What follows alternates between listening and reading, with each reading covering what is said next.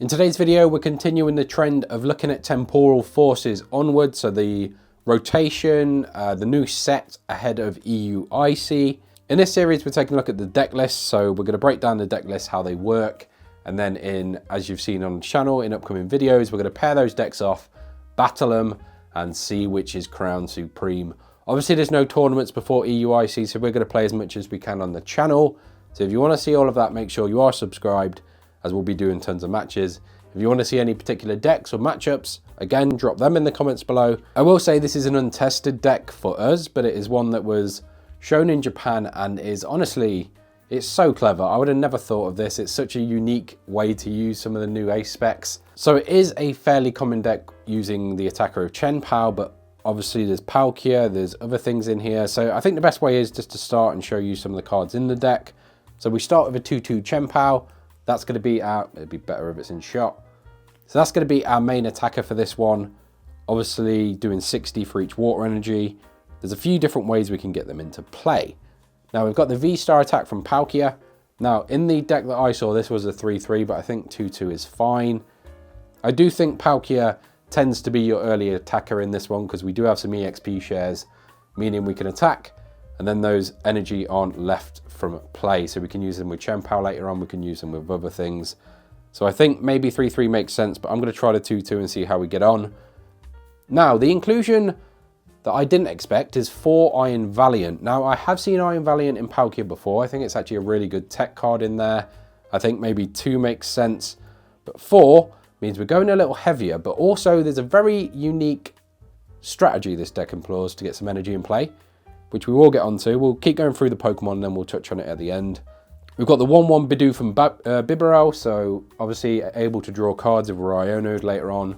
Gives us some draw support, and we've got the Greninja, not just for drawing cards and discarding those energies we need with Palkia, but also it can attack, obviously accelerating 3 energy with Palkia or via some other strategies. Obviously there is no Melanie in the game anymore, so we have lost some options to get energy in play, but it does mean we're running slightly more draw cards. So we've got the 4 Irida, and then we've got, to support that, the 4 Research. So they've pretty much replaced the Melanie from the original deck.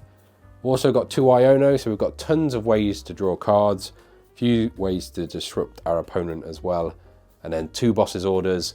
I wouldn't say Gust is overly important in this deck. Obviously we've got Greninja to snipe the bench, we've got the Valiants to ping those smaller Pokemon, but it's always good to have a couple of Boss, and I think 2 is fine. We do also run a counter catcher, but we'll get onto that. Obviously, another option for Gust. And our final supporter, one that I've teched in that wasn't in the original list, is Silene. And I will get into why we've done that shortly when the card appears for the reason we've done it. Obviously, running Iron Valiant, we've got 4 Switch and then 4 Switch Cart. Escape Rope has left the format, so there's no option of using that in this deck, unfortunately. In terms of Ball Search, we've got Techno Radar. That's able to find out our Iron Valiants, discard a card and find 2 of them. We've got 4 Nest Ball, and then we've got the 2 Ultra Ball. Lets us discard energy, lets us find those Palkia, thin our hand for Bibarel, and find the Bibarel itself. We've also got 1 Heavy Ball. We do play some 1-ofs. We've got the 1-of Bidoof, Greninja. We've only got a couple of Chien-Pao, so if one is prized, it can be a little rough. And we have got a counter catcher. The reason I've added, the other card I've added for cutting the Palkia is actually a super rod for that very reason. Obviously, if we lose our Chien-Pao or we lose one of our attackers early on, it can be a little difficult with so few attackers in the deck. So I have put a super rod in there to reuse those. Tool cards, we've got 2 future boosters. It does mean our Iron Valiants can retreat for free. Only reason they're in there, we're not going to be attacking with them, so we don't get the boost in damage. We've got 2 EXP share. Obviously, like I said before, if we attack with Palkia early on, we can keep energy in play, meaning we can take some knockouts. And then for the final 2 knockouts, we can use our Chien-Pao. I really like the combination of Iron Valiant in this with all this switch cards. It just means we don't need as many energy with Chien-Pao later on. So we could ping 3 times, which saves an energy. It's actually massive in this deck, so it's really important to use those pings when you're taking knockouts and not just pinging Pokemon, just to try and soften them up and never actually getting to use them. So I would say the Iron Valiant and how you use it is very important in this deck. And then finally, we've got 2 Town Store. Obviously find out our EXP shares to keep the energy in play and the booster capsules if we need to retreat. And this is what I found so unique about this deck. Reboot Pod. We're not playing Prime Catcher, we're not playing Maximum Belt, Reboot Pod. Obviously, Iron Valiant is a future Pokemon. So, let's say we've got all our water energy in the discard pile, or at least 4 anyway. Reboot Pod 4 onto the Iron Valiant. We can attach for turn, that's 5. 5 is 300 damage, so we're taking a knockout on most Pokemon.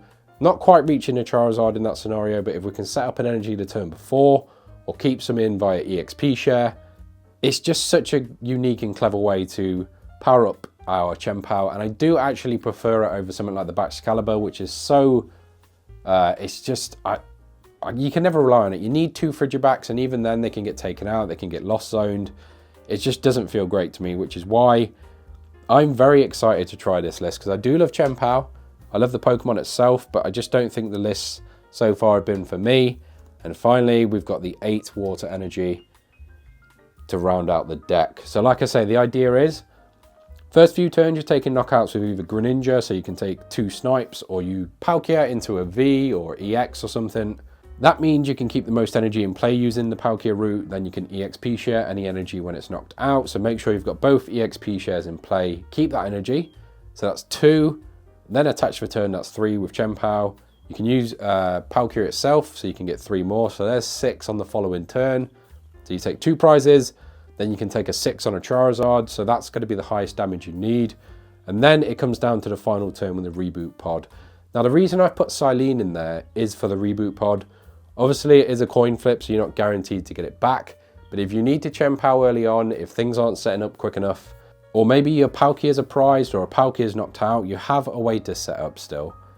Obviously that's why they run a 3-3 line, but I prefer this because the Reboot Pod is actually very powerful.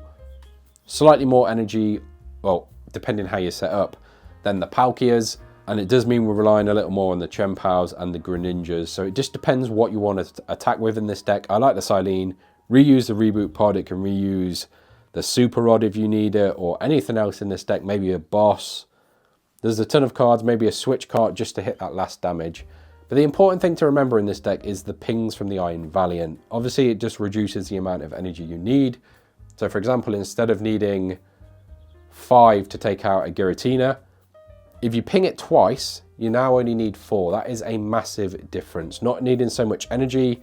In a deck where you can't flood the board, you can get 3 into play with Palkia, you can get 4 into play with the Valiants, but you can't quite get as many as you need like with something like Baxcalibur. So it's very important to use those Iron Valiants to their advantage. I think this is a really unique deck, very clever deck, very excited to try this one. This is going to be coming to the channel soon, so like I said, if you want to see any other lists, you want to see anything played on the channel, any matchups, let me know in the comments below. If you made it to this point in the video though, thank you so much for watching, and I will catch you in the next one.